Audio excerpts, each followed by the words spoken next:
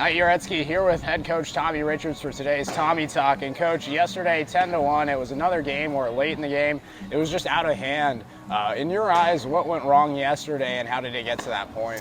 I think that that one was on me yesterday, and I think if there's one position group that it was on, I think it was on the hitters and the position players.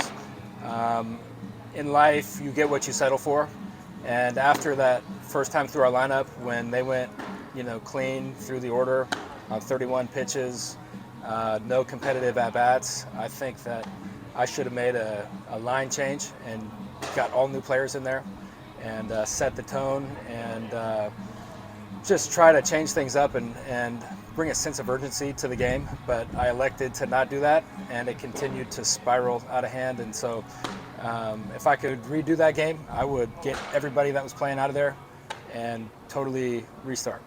I guess that's kind of what I was going to allude to today, because everybody in the lineup today, except for Mac Moyer, did not play yesterday. Is this a common trend that you think we're going to see as we move on, or is this just a statement from yesterday's loss? This is more of a statement from yesterday's loss, I would say. Yesterday was terrible. And so the criteria to be in the lineup today, the main thing was that you weren't in the lineup yesterday. And then the other piece of that would be, I think Mac Moyer did a good job. He actually ran hard 90s. I think a majority of our team did not run hard 90s, but Mac went 1 for 3. He had a base hit through the 6-hole. He grounded out to second base twice, but every time he hit the ball, he ran to first base hard, which he was unique in that.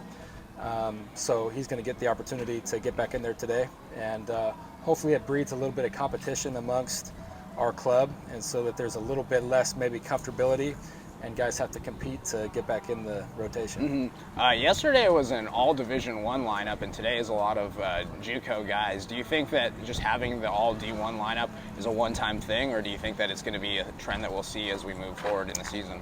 Yeah, we talked about that as a coaching staff a little bit yesterday. When I'm writing up the lineups and we're talking about it, I really don't think about the divisions or levels. I just think about the skill set and how players are doing and what they've done recently. But I think that has no bearing on the lineups. Hopefully today, we just have a group that's hungry to play and wants to play hard. I think that was the thing that was the most disappointing about yesterday. It's just no hustle plays, no competitive at-bats. I mean, a lot of early outs and counts, and they went through the lineup in 31 pitches that first time through, and then I would love to pitch against our lineup yesterday. I mean, we were just getting ourselves out and uncompetitive, so I would love to pitch against that lineup yesterday. Well, the offense struggled. Max Chapman got his first start as a drifter. What did you think out of his first outing? Yeah, I mean, he walked the first batter, but after that I thought he settled in. I mean, the guy induces a ton of ground balls. I mean, he's a ground ball machine, and so what we need to do with Max Chapman, I felt bad for Max Chapman because I thought he pitched well. You look at some of the free 90s that turn into runs from the defensive side, so I felt bad for Max. I thought he did a good job of competing.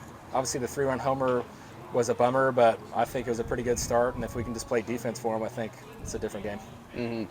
Portland, they're on a tear right now. They've scored 43 runs in their past 4 games. What's the strategy to try to minimize that offense explosion they have had, I guess? All we can do is control what we can, and so we need Rufo to be competitive, to make sure we got a secondary pitch working, which I'm sure that'll happen, have the fastball on both sides of the plate, and then the biggest thing is just play defense.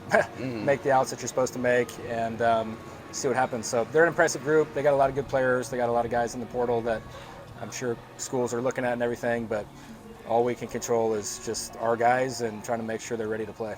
Lastly, what do you think the overall morale of the locker room is right now after a loss that was 10-1?